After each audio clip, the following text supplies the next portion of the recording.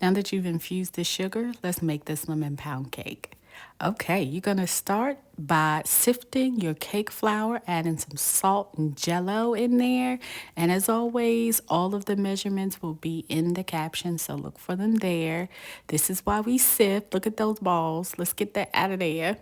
So make sure you got some nice fluffy flour. Set that to the side, and then we're gonna start creaming our cream cheese and butter. You know, we always do this as a step. We'll go let it go for a little bit, and then we'll stop and scrape down the sides to make sure we're incorporating all of that. And then we'll have it go again for a few more minutes until it's white or pale and fluffy like this. Okay? Now here comes the star of the show, the infused sugar. No, because like I really need you to see this. Like this is the lemon sugar. And you know what? You can use this for like if you making lemonade or if you making some drinks or something like that. So it's not just explicitly for baking. You can use this for other things too. And if you could just smell this. Oh, child. All right, let's keep going.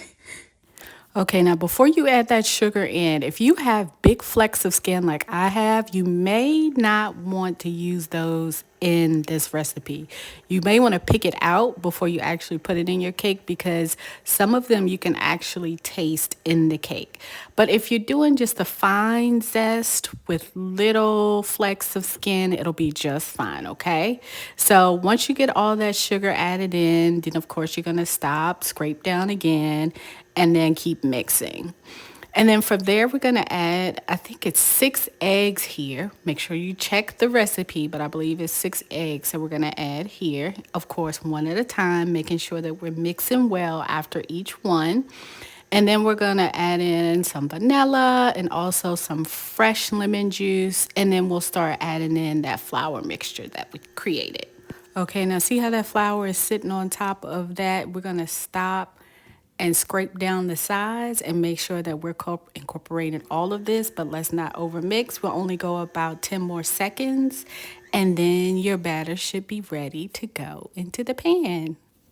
So for this, you're going to bake at 325 for 45 minutes to an hour. Everybody's stove's different, so make sure you check in with the toothpick. Now, the amount of batter that this recipe creates can make one large and one small pound cake. So I just make one for myself and one for my mom. And see how much that makes, and then that one's a little bit smaller. But here's your finished product. And while that's cooling, we'll make the lemon glaze. So you're gonna use some powdered sugar here, get it a nice sift, because look, you don't want nobody crunching into no balls of sugar. And then you're gonna add some lemon juice and just whisk it until it's smooth like this. And then from there, I put that in a measuring cup because it's so much easier to pour. And honestly, I use about 2 batches of this to make a really nice coating. So you can see I put one on and then I did another, but it all depends on your preference of how much of the glaze you actually want on your cake. I like mine a little bit. And then I put a little bit more zest and a couple little lemons on there so that she looks pretty.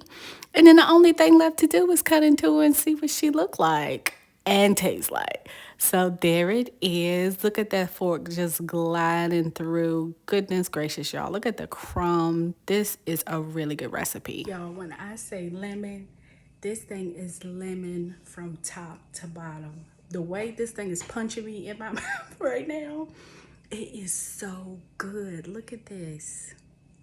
I just wish y'all could smell it. It smells like lemon. It tastes like lemon. It's falling apart because it's so moist. Look at the crumbs. Just look at it. It's just try it. Let me know what you think.